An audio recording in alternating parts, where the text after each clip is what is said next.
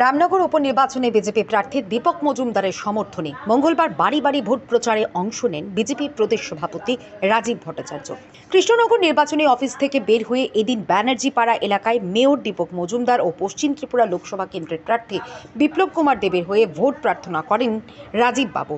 তিনি বললেন, ভোটারদের চোখে মুখে যে উচ্ছ্বাস পরিলক্ষিত করছি তাতে আমি নিশ্চিত রাজ্যের দুটি লোকসভা আসন এবং রামনগরের উপনির্বাচনে বিরোধীদের জামানত বাজেয়াপ্ত হবে। মানুষের ভেতর স্বতঃস্ফূর্ততা পরিলক্ষিত হচ্ছে, কারণ মোদিজির বিকল্প ভারতবর্ষে তথা বিশ্বের বর্তমান সময়ে কেউ নেই। মানুষের মধ্যে স্বতঃস্ফূর্ততা রয়েছে। দেখুন, মোদিজির বিকল্প কেউ হতে পারে। এই ভারতবর্ষে যতই ইন্ডিয়া INDI এর জোট হোক আর যাই কিছু হোক, অর্ধেক জেলে চলে গেছে, অর্ধেক জেলে যাওয়ার জন্য অপেক্ষা করছে। দুর্নীতিতে তারা নিমজ্জিত।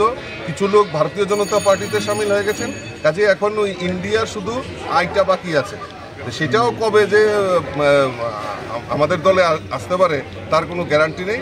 আর গ্যারান্টি যদি দিতে পারে আমাদের মোদিজি দিতে পারে, মানুষের গ্যারান্টি।